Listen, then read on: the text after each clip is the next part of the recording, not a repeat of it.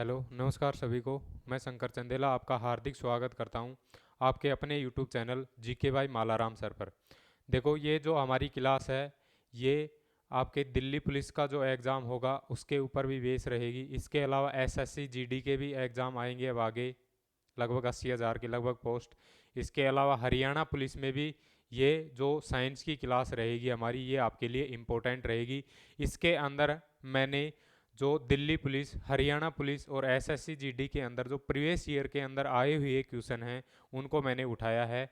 तो जो आगामी जो एग्ज़ाम होंगे आपके दिल्ली पुलिस, हरियाणा पुलिस या एसएससी जीडी का, उसमें आपको ये क्वेश्चन देखने को मिल सकते हैं। तो आज की क्लास के अंदर हम जो साइंस के जो टॉप क्वेश्चन हैं जिनके चांस हैं एग्ज़ाम के अंदर आने के, उनका अध्ययन करेंगे। और आज का हमारा फर्स्ट क्वेश्चन आपके सामने है कि बायोगैस में मुख्य रूप से कौन सी गैस मौजूद होती है। तो आपसे पूछ रहा है कि बायो जो गैस होती है उसके अंदर कौन सी गैस मुख्य रूप से मौजूद होती है। तो आपको दे रखा है oxygen, nitrogen dioxide, methane, उपरोक्त में से कोई नहीं। तो आपको पता होना चाहिए कि जो बायोगैस होती है उसके अंदर कौन सी गैस प्रेजेंट होती है। मीथेन गैस प्रेजेंट होती है, जिसका फॉर्मूला होता है CH4। क्या होता है? CH4, जिसे हम मीथेन बोलते हैं। और जो मीथेन होती है वो किसके अंदर पाई जाती है? बायोगैस के अंदर पाई जाती है। तो हमारा सही आंसर कौन सा रहेगा? सी रहेगा। जैसे अगले क्वेश्चन की अगर हम बात करें, सेकंड क्वेश्चन, इसमें हमें दे रखा है कि खालिस्तान प्रति अम्लों में एक घटक है। तो इसमें पूछ रहा है हमें प्रति अम्ल, जिसे हम बोलते हैं एंटा एसिड। क्या बोलेंगे? एंटा एसिड बोलते हैं। देखो, एक तो होता है क्या, एसिड होता है। जो एसिड होता है, जो हमारा स्टोमच होता है, आमाशय होता है, जो हमारा स्टोमच रहेगा, आमाशय होता है हमारा। आमाशय में क्या होता है कि जो आमाशय होता है उसके अंदर अगर एसिड की मात्रा क्या हो जाती है, इंक्रीज हो जाता है। क्योंकि आमाशय में कौन सा एसिड सिक्रेशन होता है हमारा? HCl अम्ल का फॉर्मेशन होता है आमाशय के अंदर, हाइड्रोक्लोरिक एसिड का। जो क्या काम करता है कि जो जीवाणु आते हैं हमारे भोजन के द्वारा, जो बैक्टीरिया आते हैं, उनको HCl क्या करता है? खत्म कर देता है। तो आमाशय में अगर HCl की मात्रा बढ़ जाए, क्योंकि HCl अम्ल होता है, अम्ल की मात्रा बढ़ेगी तो हमें क्या हो जाएगी? एसिडिटी होती है। तो उसको कम करने के लिए हम किसका यूज करते हैं? एंटा एसिड का यूज करते हैं। तो आपसे पूछ सकता है कि आमाशय के अंदर अगर HCl की मात्रा बढ़ जाए या एसिड की मात्रा इंक्रीज हो जाए तो हम किसका यूज करते हैं? एंटा एसिड का यूज करते हैं, जिसे प्रति अम्ल बोलते हैं। तो वो किसका घटक होता है, या फिर हमें पूछ रहा है कि प्रति अम्ल कौन सा है इनमें से। तो आपको दे रखा है NaHCO3, Na2CO3, NaOH, Na2SO4। तो आपको पता होना चाहिए कि जो एंटा एसिड होता है वो कौन सा होता है? हमारा NaHCO3 होता है, जिसे हम बोलते हैं सोडियम हाइड्रोजन कार्बोनेट। क्या बोलेंगे? सोडियम हाइड्रोजन कार्बोनेट बोलते हैं इसको। सोडियम हाइड्रोजन कार्बोनेट बोलते हैं। क्या बोलेंगे? Sodium hydrogen carbonate. और इसी को क्या बोलते हैं हम? बेकिंग सोडा बोलते हैं। क्या बोलेंगे? बेकिंग सोडा, या फिर हिंदी में बोले तो खाने का सोडा। क्या बोलेंगे? खाने का सोडा भी इसे बोला जाता है। ये क्या होता है? एक एंटा एसिड या प्रति अम्ल होता है, जो एसिड की मात्रा को क्या करता है? डिक्रीज करता है, कम कर देता है। तो आपको ध्यान रखना है प्रति अम्ल का ये घटक कौन सा है? NaHCO3 है, जिसे हम क्या बोलते हैं? Sodium hydrogen carbonate. और दूसरा नाम क्या होता है इसका? Baking soda. तो सेकंड का करेक्ट आंसर रहेगा ए। अगला क्वेश्चन देखो हमारा, थर्ड क्वेश्चन आपको दे रखा है कि लेंस की शक्ति की SI इकाई है। तो लेंस की जो शक्ति होती है वो क्या होता है? P बराबर 1/F होता है। क्या होता है उसका फॉर्मूला? लेंस की शक्ति का फॉर्मूला होता है P बराबर 1/F होता है। और लेंस की जो शक्ति होती है उसकी SI यूनिट क्या होती है? डायोप्टर होती है। क्या होती है? डायोप्टर। ये आपको ध्यान रखना है, जिसको हम किससे डिनोट करते हैं? D से क्या करते हैं? उसको हम प्रदर्शित करते हैं। तो हमें देखो इसके अंदर क्या क्या दे रखा है? मीटर दे रखा है, हर्ट्ज दे रखा है, डायोप्टर दे रखा है और जूल दे रखा है। तो लेंस की क्षमता की जो SI यूनिट होती है वो क्या होती है? डायोप्टर होती है। तो सी हमारा क्या हो जाएगा? करेक्ट आंसर रहेगा। देखो, अगला क्वेश्चन हमें दे रखा है कि अग्नि दुर्घटनाओं को रोकने के लिए कैरोसिन में रखा जाता है एल्यूमिनियम, जिसका सिंबल होता है Al, जस्ता, जिसे किसको बोलते हैं हम? जिंक को बोलते हैं। लोहा होता है Fe, सोडियम होता है Na। क्या होता है? Na। तो तो आपको ध्यान रखना है कि जो अग्नि दुर्घटनाओं को रोकने के लिए हम जो कैरोसिन होता है, कैरोसिन का दूसरा नाम क्या होता है, मिट्टी का तेल। क्या होता है, मिट्टी का तेल।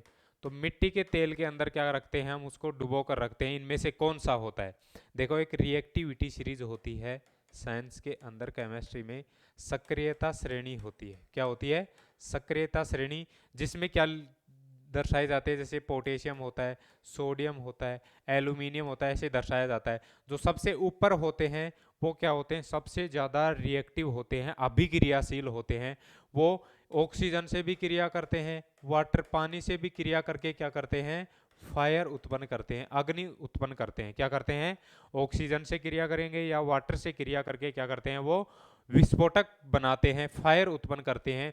इसी कारण उनको हम किस में रखते हैं, मिट्टी के तेल के अंदर क्या करते हैं, डुबोकर रखते हैं। मिट्टी के तेल में अगर उनको डुबोकर रखेंगे तो वो न तो ऑक्सीजन से क्रिया करते हैं, न ही वाटर से रिएक्शन करते हैं। तो देखो हमें क्या दे रखा है, ऊपर ही ऊपर पोटेशियम, सोडियम, एल्यूमिनियम। तो सबसे ज्यादा रिएक्टिव कौन होता है, ये भी क्वेश्चन पूछ सकता है आपसे कि कौन सा एलिमेंट सबसे ज्यादा अभिक्रियाशील होता है, रिएक्टिव होता है, तो वो कौन सा होता है, के पोटेशियम। क्या बोलते हैं इसे हम, पोटेशियम बोलते हैं, पोटेशियम होता है। उसके बाद में सेकंड नंबर किसका आता है, सोडियम का आता है। उसके बाद में किसका नंबर आता है, एल्यूमिनियम का। देखो जो हमें ऑप्शन दे रखे हैं उनके अंदर पोटेशियम नहीं दे रखा, तो पोटेशियम नहीं दे रखा। अगर पोटेशियम दिया जाता तो आंसर पोटेशियम होता। सेकंड नंबर पे कौन सा आता है, सोडियम, जो हमें दे रखा है, तो इसका करेक्ट आंसर कौन सा हो जाएगा, सोडियम हो जाएगा।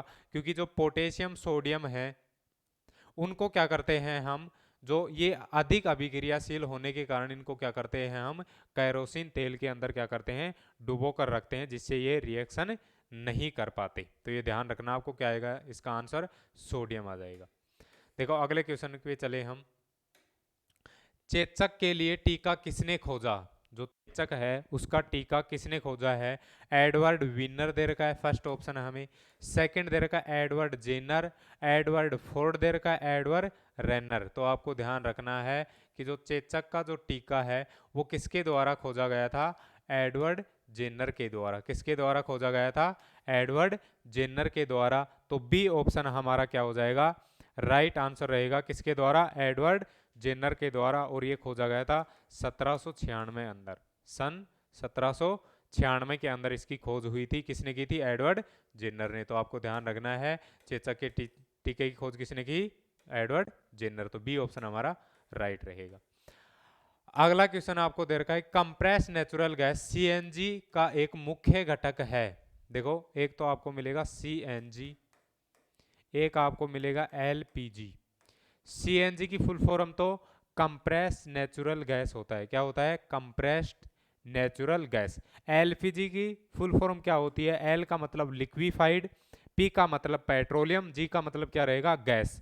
तो एलपीजी की फुल फॉर्म रहेगी लिक्विफाइड पेट्रोलियम गैस। सीएनजी की होती है कंप्रेस्ड नेचुरल गैस होती है। देखो सीएनजी तो क्या करते हैं हम, ज़्यादातर गाड़ियों के अंदर यूज करते हैं। आजकल जो गाड़ियां होती हैं पेट्रोल प्लस में किस में चलती हैं, सीएनजी में, क्योंकि सीएनजी क्या करती है, पोल्यूशन कम करती है। एलपीजी क्या होती है, जो हमारा रसोई गैस का जो सिलेंडर होता है उसके अंदर किसका यूज, वो जो उसके अंदर जो लिक्विड होता है वो क्या होता है, एलपीजी होता है। जो हम रसोई गैस के अंदर सिलेंडर का यूज करते हैं उसके अंदर क्या होती है, एलपीजी होती है। तो हमें पूछ रहा है कंप्रेस नेचुरल गैस सीएनजी का एक मुख्य घटक है कि सीएनजी किससे मिलकर बनी होती है। मिथेन दे रखा है, प्रोपेन, ब्यूटेन और पेंटेन। तो जो सीएनजी होती है उसमें मुख्यतः क्या पाया जाता है, मिथेन पाया जाता है। क्या होता है, मिथेन। तो ए ऑप्शन हमारा क्या रहेगा, राइट रहेगा। मिथेन का फॉर्मूला भी क्या होता है, CH4 होता है। तो सीएनजी के अंदर क्या होता है, मुख्य रूप से मिथेन होता है। तो 6 का क्या हो जाएगा, ए रहेगा। अगला आपको दे रखा है, विद्युत प्रतिरोध की इकाई है। देखो जो विद्युत प्रतिरोध होता है वो क्या होता है कि जो विद्युत धारा जो प्रवाहित होती है उसका क्या करता है, वो विरोध करता है। तो उसे ही हम क्या बोलते हैं, विद्युत प्रतिरोध बोलते हैं। और विद्युत प्रतिरोध की जो इकाई होती है वो क्या होती है, ओम होती है। क्या होती है, ओम, जिसे डिनोट करते हैं हम, ओम का निशान आता है, ये इससे डिनोट करते हैं। तो जो विद्युत प्रतिरोध होता है उसको हम किससे, उसकी इकाई क्या होती है, ओम होती है। क्या होती है, ओम। तो ए ऑप्शन ही हमारा क्या हो जाएगा, करेक्ट हो जाएगा। आगे आपको एम्पियर पर सेकंड, कूलाम और महो दे रखा है। तो विद्युत प्रतिरोध की इकाई क्या रहेगी, ओम रहेगी। अगला क्वेश्चन देखो, अगला क्वेश्चन हमें दे रखा है कि क्षेत्रफल की एसआई इकाई है। क्षेत्रफल जो एरिया होता है उसकी एसआई यूनिट पूछा है कि एसआई यूनिट क्या होती है। देखो एरिया आपको पता होगा कि क्षेत्रफल का फॉर्मूला क्या होता है, लंबाई गुणा में चौड़ाई होता है। क्या होता है, लंबाई गुणा में चौड़ाई। लंबाई को भी हम किस में मापते हैं, मीटर में मापेंगे। मल्टीप्लाई चौड़ाई को भी हम किस में मापते हैं, मीटर में। अगर मीटर को मीटर से मल्टीप्लाई करेंगे, देखो मीटर को भी एम से दर्शाते हैं, इस मीटर को भी एम से, एम को एम से मल्टीप्लाई करेंगे तो क्या आ जाएगा, एम स्क्वायर आएगा। क्या आएगा, एम स्क्वायर, या फिर हम बोलें कि मीटर स्क्वायर। तो क्षेत्रफल जो होता है उसका जो यूनिट रहेगी वो क्या होती है, मीटर स्क्वायर, क्योंकि एरिया या क्षेत्रफल क्या होता है, लंबाई गुणा में चौड़ाई। लंबाई को भी मीटर में मापते हैं, चौड़ाई को भी मीटर में, तो मीटर और मीटर को मल्टीप्लाई करेंगे तो क्या आ जाएगा, मीटर स्क्वायर रहेगा। तो ऐसा यूनिट क्या हो जाएगी क्षेत्रफल की, मीटर स्क्वायर रहेगी। तो ए ऑप्शन हमारा क्या हो जाएगा, करेक्ट रहेगा। अगर मीटर क्यूब की बात करें तो ये किसका होता है, वॉल्यूम, जो आयतन होता है। क्या होता है, वॉल्यूम, आयतन। क्योंकि आयतन क्या होता है, लंबाई गुणा में चौड़ाई गुणा में ऊंचाई होता है। क्या होता है, ऊंचाई। लंबाई को भी मीटर में, चौड़ाई को भी मीटर में, ऊंचाई को भी मीटर में। अगर तीनों को मल्टीप्लाई करेंगे तो क्या आ जाएगा, एम क्यूब आ जाएगा। क्या आ जाएगा, मीटर क्यूब। तो ये किसका होता है, वॉल्यूम, आयतन का होता है। मीटर पर सेकंड की अगर हम बात करें कि मीटर पर सेकंड, जो मीटर क्या होता है, दूरी होती है। तो देखो मीटर क्या रहेगी, दूरी रहेगी। सेकंड क्या हो जाएगा, समय हो जाएगा।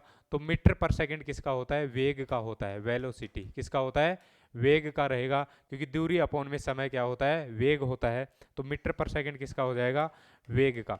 मीटर पर सेकंड स्क्वायर किसका होता है, ये असलरेशन, त्वरण का होता है। किसका होता है, त्वरण का होता है। तो ये भी ध्यान रखने साथ में आपको, मीटर स्क्वायर क्षेत्रफल का, मीटर क्यूब वॉल्यूम आयतन का, मीटर पर सेकंड वेग का, मीटर पर सेकंड स्क्वायर किसका होता है, असलरेशन, त्वरण का होता है।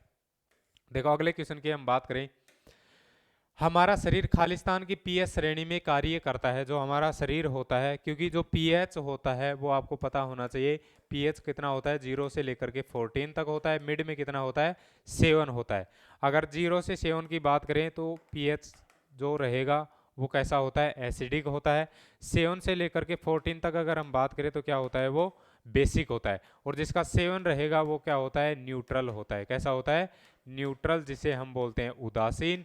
एसिड को हम क्या बोलेंगे, अम्ल। और बेस को हम क्या बोलते हैं, क्षार। तो ये ध्यान रखना है कि जो पीएच स्केल होता है वो 0 से 14 तक होता है। मिड में 7 तो न्यूट्रल उदासीन रहेगा, 0 से 7 तक एसिड अम्ल, 7 से 14 तक बेसिक क्षार रहेगा। तो हमें पूछ रहा है कि जो हमारा शरीर होता है वो पीएच की कौन सी श्रेणी पर कार्य करता है। तो जो हमारा शरीर होता है वो 7 से लेकर के 7.8 तक क्या करता है, अच्छी तरह से कार्य करता है। अगर शरीर का पीएच 7 से कम हो जाए या 7.8 से क्या हो जाए, ऊपर हो जाए, तो हमारे शरीर अच्छी तरह से कार्य नहीं करेगा। तो इसका करेक्ट आंसर कौन सा रहेगा, सी रहेगा, 7 से लेकर के 7.8 तक। देखो अगले क्वेश्चन पे हम चले। अगला क्वेश्चन हमें दे रखा है कि बोयल का नियम नियत खालिस्तान से है। तो ये आपको 3 नियम ध्यान रखने, एक बोयल का, एक होता है चार्ल्स का, एक होता है गैलुसेक का। मैं ट्रिक बता देता हूँ आपको, आपको ध्यान रखना है। आप रखोगे बी सी जी, बी को 1 नंबर दोगे, सी को 2, जी को कौन सा नंबर दोगे, 3 नंबर दोगे। इसके अलावा आपको ध्यान रखना है पी वी टी। क्या ध्यान रखोगे, पी वी टी। पी को अगर वी से मिलाते हैं तो 1 नंबर, वी को टी से मिलाएंगे तो 2 नंबर देना है, और पी को टी से मिलाएंगे तो क्या देना है आपको, 3 नंबर देना है। देखो 1 नंबर पे क्या है, बी, बी से आपको क्या बनाना है, बोयल का नियम। सेकंड नंबर पे क्या दे रखा आपको, सी, सी से आप क्या बनाओगे, चार्ल्स का नियम।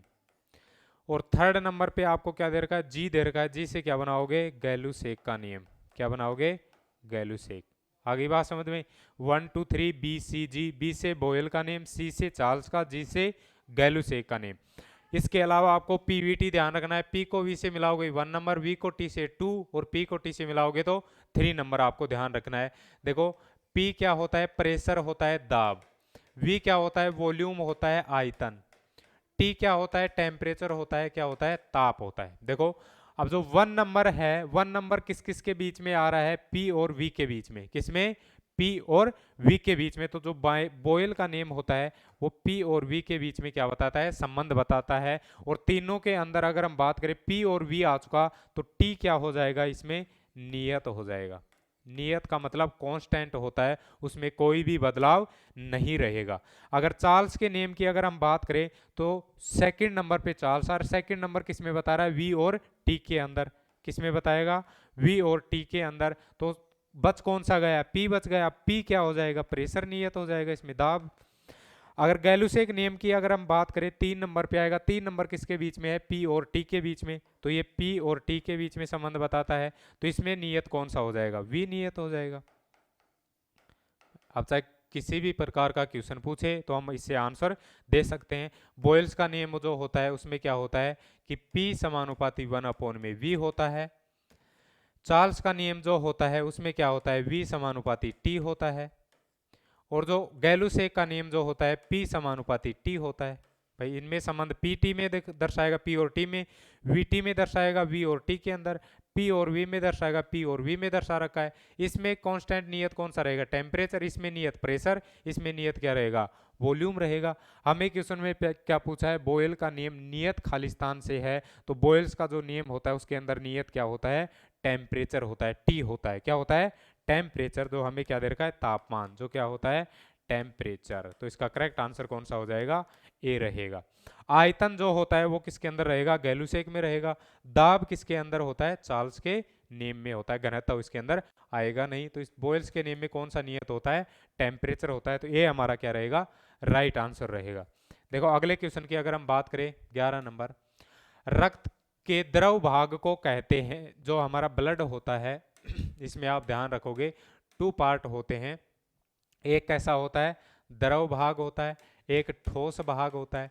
द्रव जो भाग होता है वो उसे हम क्या कहते हैं, प्लाज्मा कहेंगे। क्या कहेंगे, प्लाज्मा। और जो ठोस पार्ट होता है उसके अंदर आरबीसी होती है, रेड ब्लड सेल्स, डब्ल्यूबीसी होती हैं, व्हाइट ब्लड सेल्स, और प्लेटलेट्स होती हैं। क्या होती हैं, प्लेटलेट्स।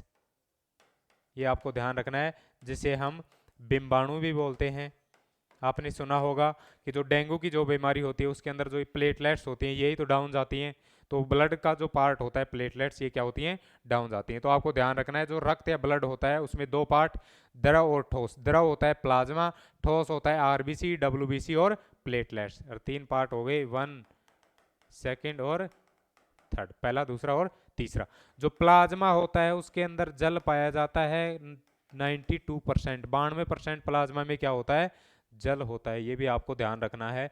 तो जो ब्लड का जो द्रव पार्ट होता है उसे हम क्या बोलते हैं, प्लाज्मा बोलते हैं। द्रव, रक्त के द्रव भाग को क्या कहते हैं हम, प्लाज्मा। तो 11वां का ए ऑप्शन क्या हो जाएगा, राइट रहेगा। अगले क्वेश्चन पे चले हम, 12 नंबर पे। खालिस्तान जल के साथ तेजी से अभिक्रिया करके बुझा हुआ चूना बनाता है। एक तो आपको ध्यान रखना है कि बुझा हुआ चूना का फॉर्मूला क्या होता है, और एक होता है बिना बुझा हुआ चूना। दोनों ही ध्यान रखने हैं आपको। एक तो बुझा हुआ चूना होता है, उसका फॉर्मूला तो क्या होता है, CaOH2। क्या रहेगा, CaOH2, जिसे हम बोलते हैं कैल्शियम हाइड्रोक्साइड। क्या बोलेंगे, कैल्शियम हाइड्रोक्साइड। बिना बुझा हुआ जो चूना होता है उसका फॉर्मूला होता है CaO, जिसे हम क्या बोलते हैं, कैल्शियम हाइड्रोक्साइड, कैल्शियम ऑक्साइड बोलेंगे। बुझा हुआ, बिना बुझा हुआ चूना होता है CaO, कैल्शियम ऑक्साइड। बुझा हुआ चूना CaOH2, जिसे हम क्या बोलते हैं, कैल्शियम हाइड्रोक्साइड। देखो जो बिना बुझा हुआ चूना होता है CaO, अगर इसकी रिएक्शन हम H2O से करा दे, जो क्या होता है, पानी, वाटर होता है। अगर बिना बुझे हुए चूने की रिएक्शन अगर वाटर से कराते हैं तो क्या बनता है, बुझा हुआ चूना बनता है। क्या बनता है, बुझा हुआ चूना। जैसे अपनी देसी भाषा में क्या बोलते हैं इसको हम, बिना बुझा हुआ चूना होता है, जिसे हम कली बोलते हैं। कली को अगर पानी के अंदर, जल के अंदर डालते हैं तो क्या, पानी मिलाएंगे तो उससे क्या बनेगा, CaOH2 बनता है। प्लस में क्या निकलती है, हीट बाहर निकलती है। क्या निकलती है, हीट। थोड़ी देर में क्या हो जाता है, वो अच्छी तरह से गर्म हो जाता है, और इसका कलर फिर कैसा हो जाता है, वाइट कलर हो जाता है। कैसा हो जाता है, वाइट। तो हमें क्वेश्चन में यही पूछा है, खालिस्तान जल के साथ तेजी से अभिक्रिया करके, तो ये खालिस्तान में है, खालिस्तान जल के साथ तेजी से अभिक्रिया करके बुझा हुआ चूना बनाता है, और बुझे हुए चूने का फॉर्मूला CaOH2, CaOH2। तो वो कौन सा है, CaO है। कौन है, खालिस्तान के अंदर CaO, जिसे हम बोलते हैं कैल्शियम ऑक्साइड। जो हमें ऑप्शन किस में दे रखा है, फर्स्ट ही ऑप्शन के अंदर दे रखा है। तो ए ऑप्शन हमारा क्या हो जाएगा, राइट रहेगा। देखो इसके अंदर एक कैल्शियम है, इसमें भी एक कैल्शियम है, इसके अंदर एक ऑक्सीजन ये रहा, एक ऑक्सीजन ये मिल जाएगा, तो ऑक्सीजन कितने आ गए, 2 ऑक्सीजन। देखो बाहर 2 लग रहा है। हाइड्रोजन इसके अंदर कितने हैं, 2 हाइड्रोजन, तो इसमें भी हाइड्रोजन कितने आएंगे, 2, तो ये संतुलित रहेगी रिएक्शन। अगले क्वेश्चन पे चलते हैं हम। निम्नलिखित में से कौन सा उपधातु है, तो आपसे पूछ रहा है कि मेटलॉइड्स, क्योंकि हमारा जो एलिमेंट्स होते हैं वो 3 पार्ट्स के अंदर डिवाइड होते हैं। जो हमारी पीरियोडिक टेबल के अंदर जो एलिमेंट्स होते हैं वो कितने होते हैं, 118 एलिमेंट होते हैं। कितने होते हैं, 118। उनके अंदर कैसे डिवाइड करते हैं, एक तो मेटल होते हैं जिन्हें हम धातु बोलते हैं, सेकंड वो डिवाइड होते हैं नॉन मेटल के अंदर, किसमें, नॉन मेटल, जिसे हम बोलते हैं अधातु बोलेंगे। थर्ड वो डिवाइड होते हैं मेटलॉइड्स के अंदर, किसमें, मेटलॉइड्स, जिसे हम क्या बोलते हैं, उपधातु बोलेंगे। क्या बोलेंगे, उपधातु। जो हमारे एलिमेंट्स होते हैं मेटल, नॉन मेटल और मेटलॉइड्स में होते हैं। देखो मेटल क्या होती हैं, जो इनके कुछ करैक्टर दिए जाते हैं कि जैसे ये शाइनी चमकीली होती हैं, विद्युत की क्या होती हैं, सुचालक, अच्छी तरह से प्रवाहित होती है। नॉन मेटल विद्युत की क्या होती हैं, कुचालक होती हैं और ये चमकीली नहीं होती। लेकिन जो थर्ड होता है मेटलॉइड्स उपधातु, वो किसे बोलते हैं हम, जिसके अंदर धातु और अधातु दोनों के गुण पाए जाए उसे हम क्या बोलते हैं, उपधातु बोलते हैं। और जो हमारी पीरियोडिक टेबल होती है उसके अंदर केवल कितनी उपधातु होती हैं, 7 उपधातु होती हैं। कितनी होती हैं, 7। जो कौन कौन सी होती हैं, बी, बोरोन, क्या बोलेंगे इसको हम, बोरोन बोलते हैं। एस आई होती है जिसे हम बोलते हैं सिलिकॉन, क्या बोलेंगे, सिलिकॉन। इसके अलावा ए एस होती है जिसे हम बोलते हैं आर्सेनिक, क्या बोलेंगे, सॉरी, आर्सेनिक, बोरोन, सिलिकॉन। इसके अलावा आर्सेनिक होती है, आर्सेनिक के अलावा जीई होती है जिसे हम बोलते हैं जर्मेनियम। एस बी होती है जिसे हम बोलते हैं एंटीमनी, क्या बोलेंगे, एंटीमनी बोलते हैं। बोरोन, सिलिकॉन, आर्सेनिक, जर्मेनियम, इसके अलावा एंटीमनी। और 2 और बच गई, 2 होती हैं, एक होती है टीई जिसे हम बोलते हैं टेलुरियम, और एक होता है पीओ जिसे हम बोलते हैं पोलोनियम। ये 7 होती हैं, आपको ध्यान रखना है। Boron, silicon, germanium, arsenic, antimony, T, tellurium और पीओ, पोलोनियम। ये 7 क्या होती हैं, मेटलॉइड्स, उपधातु होती हैं, जिसके अंदर धातु के भी गुण पाए जाते हैं और उपधातु के भी गुण, वो अधातु के भी गुण पाए जाते हैं। निम्नलिखित में से कौन सा उपधातु है, तो इनमें से देख लो आपको कौन सा मिल रहा है। बोरोन दे रखा है, नहीं दे रखा। सिलिकॉन दे रखा है, नहीं दे रखा। आर्सेनिक दे रखा है, नहीं दे रखा। जर्मेनियम दे रखा है, नहीं दे रखा। एंटीमनी दे रखा है, नहीं दे रखा। टेलुरियम दे रखा है, टेलुरियम दे रखा है। तो सी में क्या दे रखा है हमें, टेलुरियम। तो सी ऑप्शन हमारा क्या हो जाएगा, राइट रहेगा। तो 13 नंबर का कौन सा आंसर रहेगा, सी रहेगा। अगले क्वेश्चन पे चले हम। अगला हमें पूछ रहा है, खालिस्तान कृत्रिम रूप से निर्मित निर्माण सामग्री है। एक तो होता है नेचुरल, जो हमें नेचर से प्राप्त होता है, प्रकृति से। एक होता है कृत्रिम, कृत्रिम का मतलब होता है कि वो किससे बनाया जाता है, मानव द्वारा क्या होता है, निर्मित होता है। देखो पत्थर जो होता है वो हमें नेचर से ही प्राप्त होता है। ईंट दे रखी है, इससे आगे लकड़ी दे रखी है, लकड़ी भी हमें क्या होती है, प्रकृति से प्राप्त होती है। रेत दे रखी है, रेत भी क्या होती है, हमें प्रकृति से प्राप्त होती है। लेकिन केवल ईंट ऐसी पदार्थ है इसके अंदर जो क्या करते हैं, हम मानव द्वारा निर्मित की जाती है, जिसे हम कह सकते हैं कि ये कृत्रिम रूप से निर्मित होती है। तो हमारा बी ऑप्शन ही क्या हो जाएगा, राइट रहेगा। क्योंकि जो मिट्टी होती है, मिट्टी को अगर सांचे के अंदर डाल करके जो ईंट भट्टे होते हैं उनके अंदर फिर किस में चेंज किया जाता है, उसको गर्म करके ईंट में बदला जाता है। तो ये क्या हो जाएगी, कृत्रिम रूप से निर्मित सामग्री हो जाएगी। अगले क्वेश्चन पे अगर हम चले, किसी उदासीन विलयन का पीएच मान क्या है। मैंने बता दिया आपको कि जो पीएच होता है वो 0 से लेकर के 14 तक होता है। मिड में 7 होता है। 7 जो होता है वो कैसा होता है, उदासीन होता है। 0 से 7 तक क्या रहेगा, एसिड रहेगा, अम्लीय होता है। कैसा होता है, अम्लीय। 7 से 14 तक कैसे होते हैं, बेसिक होते हैं, जिसे हम क्या बोलते हैं, क्षारीय बोलेंगे। लेकिन 7 पर क्या होता है, उदासीन होता है। तो 7 जिसका पीएच रहेगा वो कैसा रहेगा, उदासीन विलयन रहेगा। कैसा रहेगा, न्यूट्रल सॉल्यूशन रहेगा। तो 15 जो हमारा क्वेश्चन है उसका आंसर रहेगा सी आंसर रहेगा। अगले क्वेश्चन पे अगर हम चले, चिप्स बनाने वाले चिप्स के थैले गैस के साथ इस प्रकार विसर्जित करते हैं ताकि चिप्स को उपचित करने से रोका जा सके। तो आपने देखा होगा कि जो चिप्स का जो पैकेट होता है उसके अंदर केवल चिप्स तो 2-4 ही डाले जाते हैं, बाकी इसको कैसे भर दिया जाता है, गैस से भर दिया जाता है। अगर आप चिप्स का पैकेट लोगे तो आपको बड़ा सारा दिखाई देगा, लेकिन उसके अंदर चिप्स क्या होते हैं, 2-4 ही चिप्स होते हैं। तो वो गैस कौन सी होती है, N2। कौन सी गैस होती है, वो नाइट्रोजन गैस होती है। और नाइट्रोजन गैस क्या करती है, जो चिप्स के अंदर, जो चिप्स के पैकेट के अंदर जो चिप्स हैं उनको खराब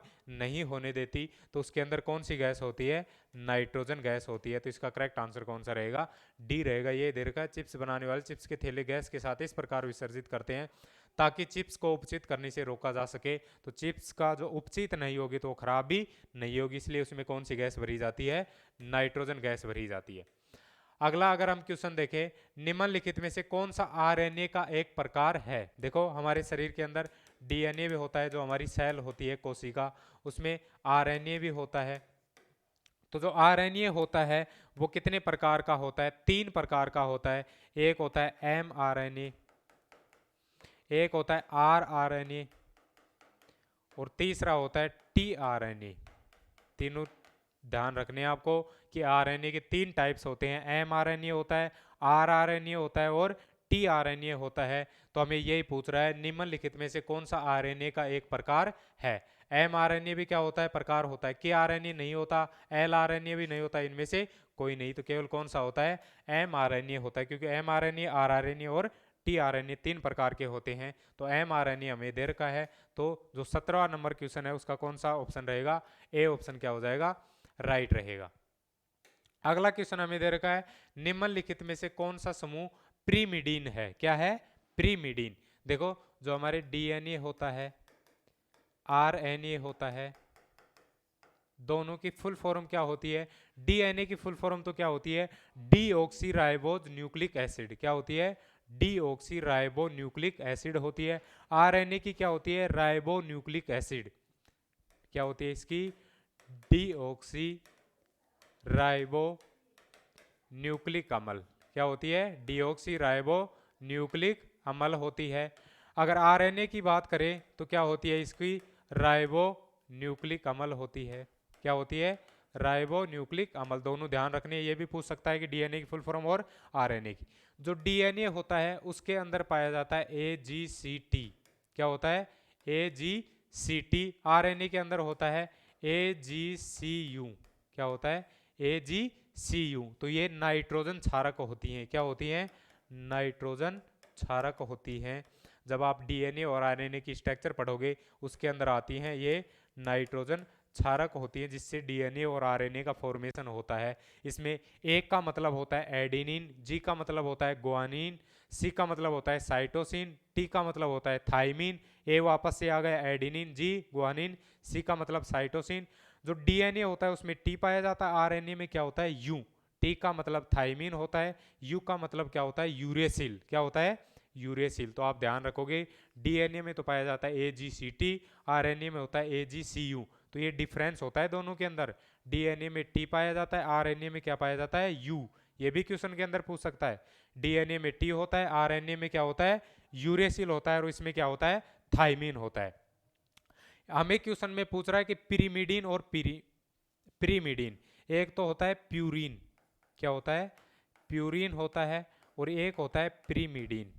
जो क्षारक होती हैं जो हमें दे रखी हैं ये AgCT AgCu, इसके 2 पार्ट्स होते हैं, एक प्यूरिन होता है, एक क्या होता है, प्रीमिडीन होता है। जो प्यूरिन होता है उसके अंदर तो कौन सी आती है, A और G आता है। प्यूरिन के अंदर तो क्या आएगा, A और G, जिसे हम क्या बोल सकते हैं, एडेनिन और ग्वानिन। क्या होता है, एडेनिन और ग्वानिन। जो प्रीमिडीन होता है उसके अंदर क्या आता है, UCT। क्या आएगा, U आता है, C आता है और T आता है। U को यूरेसिल, C को साइटोसिन, T को थाइमिन। देखो ये ध्यान रखना है, प्यूरिन में Ag, प्रीमिडीन में UCT। तो हमें क्वेश्चन में यही पूछा है, निम्नलिखित में से कौन सा समूह प्रीमिडीन है। तो प्रीमिडीन कौन सा होता है, U, C और T होता है, यूरेसिल, साइटोसिन और थाइमिन। यूरेसिल दे रखा है हमें, नहीं दे रखा। साइटोसिन दे रखा है, साइटोसिन बिल्कुल दे रखा है। थाइमिन हमें दे रखा है, नहीं दे रखा। तो कौन सा आ जाएगा, साइटोसिन। तो साइटोसिन क्या होता है, पिरिमिडीन होता है। क्या होता है, पिरिमिडीन। देखो पिरिमिडीन लिख रखा है, पिरिमिडीन में यू आता है, सी आता है, टी आता है। यू का मतलब यूरेसिल नहीं दे रखा, सी का मतलब साइटोसिन, तो हमें साइटोसिन दे रखा है, तो इसका करेक्ट आंसर कौन सा हो जाएगा, सी रहेगा। अगले क्वेश्चन पे अगर हम चले, अगला क्वेश्चन हमें दे रखा है, निम्नलिखित में से सम इलेक्ट्रॉनिक प्रजाति हैं। सम इलेक्ट्रॉनिक का मतलब जिनके अंदर इलेक्ट्रॉन्स की संख्या क्या होती है, समान रहे। इलेक्ट्रॉन की संख्या क्या रहे, जिनके अंदर समान होती है, उसे हम क्या बोलते हैं, सम इलेक्ट्रॉनिक प्रजाति बोलेंगे। क्या बोलेंगे, सम इलेक्ट्रॉनिक प्रजाति। देखो हमें क्या दे रखा है, ऑक्सीजन 2- दे रखा है। सेकंड हमें दे रखा है Mg2+। क्या दे रखा है, O2- दे रखा है Mg2+। अब आपको पता होना चाहिए कि ऑक्सीजन जो हमारी पीरियोडिक टेबल होती है उसके अंदर कितने नंबर पे आता है, ऑक्सीजन 8 नंबर पे आता है। कितने नंबर पे, 8 नंबर पे। अगर इनके ऊपर अगर आपको नेगेटिव चार्ज दिखता है उसको तो आपको क्या करना है, ऐड करना है। कितने नेगेटिव हैं, 2, तो कितने हो जाएंगे, 8 और 2 10। मैग्नीशियम कितने नंबर पे आता है, 12 नंबर पे। कितने नंबर पे, 12 नंबर पे। इसके ऊपर क्या दे रखा है, हमें प्लस दे रखा है, प्लस को हमें माइनस करना है। कितना दे रखा है, 2, 2 माइनस करेंगे तो कितना आएगा, 10 आता है। इसके पास भी 10 इलेक्ट्रॉन है, इसके पास भी कितने हैं, 10 इलेक्ट्रॉन। तो दोनों के अंदर इलेक्ट्रॉन समान है, तो वही क्या कहलाएगा, सम इलेक्ट्रॉनिक। तो फर्स्ट ऑप्शन हमारा क्या हो जाएगा, सही हो जाएगा। मैं दोबारा से बता देता हूँ, जो भी एलिमेंट दे रखा है उसका एटॉमिक नंबर लिखना है, परमाणु क्रमांक। ऑक्सीजन 8 पे आता है, मैग्नीशियम 12 नंबर पे आता है। इसके ऊपर नेगेटिव चार्ज है तो ऐड करना है, पॉजिटिव दे रखा है तो आपको घटाना है। नेगेटिव 2 दे रखे हैं, 2 जोड़ना है। पॉजिटिव 2 दे रखे हैं, 2 क्या करना है, आपको घटाना है। 8 और 2 जोड़ेंगे 10 आएगा, 12 में से 2 जाएगा तो भी 10 आएगा। दोनों के अंदर अगर सेम आ जाती है तो वो क्या रहेगी, सम इलेक्ट्रॉनिक। जैसे फर्स्ट ऑप्शन हो गया। सेकंड की अगर हम बात करें कि F- दे रखा है, Cl-। F कितने नंबर पे आता है, 9 नंबर पे। माइनस दे रखा है तो प्लस करना है। कितना दे रखा है, 1, तो प्लस करेंगे कितना आ जाएगा, 10। क्लोरीन कितने नंबर पे आता है, 17 पे। माइनस दे रखा है, ऐड करना कितना, 1, तो 1 करेंगे तो कितना आएगा, 18। इसके पास 10 इलेक्ट्रॉन है, इसके पास 18 है, तो दोनों समान नहीं है, तो ये हमारा आंसर नहीं रहेगा। इसकी बात करें, सोडियम 11 नंबर पे आता है, प्लस दे रखा है तो माइनस करना है, 1 कितना आ जाएगा, 10। कैल्शियम कितने नंबर पे आता है, 20 नंबर पे आता है। प्लस दे रखा आपको, माइनस करना है, कितना दे रखा है, 2, तो कितना आ जाएगा, 18 आएगा। तो इसमें भी 10 और 18 आ रहे, दोनों समान नहीं है, तो हमारा ऑप्शन कौन सा रहेगा, ए ऑप्शन हमारा राइट रहेगा। आपको केवल यही करना है, इनका एटॉमिक नंबर लिखना है। माइनस दे रखा है तो प्लस करना है, प्लस दे रखा है तो माइनस। अगर दोनों संख्याएं समान आ जाती हैं उसे हम क्या बोलते हैं, सम इलेक्ट्रॉनिक प्रजाति बोलते हैं। सम इलेक्ट्रॉनिक उसे ही बोला जाता है जिसके अंदर इलेक्ट्रॉनों की संख्या क्या होती है, समान होती है। इसके अलावा और भी होते हैं, सम न्यूट्रॉनिक होता है जिनके अंदर न्यूट्रॉनों की संख्या समान रहेगी। सम प्रोटॉनिक होते हैं जिनमें प्रोटॉनों की संख्या क्या होती है, समान होती है।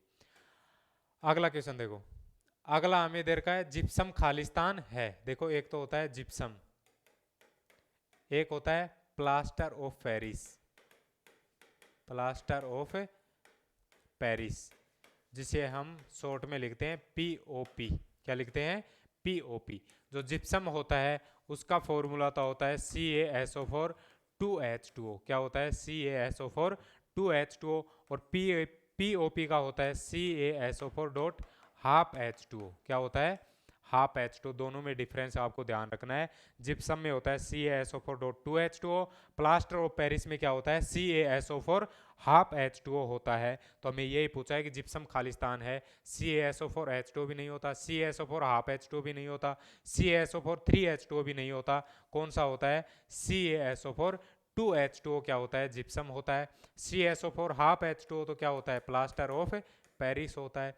इसके अलावा आपको मैंने अभी पिछला क्वेश्चन आया था कि बेकिंग सोडा किसे बोलते हैं, खाने का सोडा।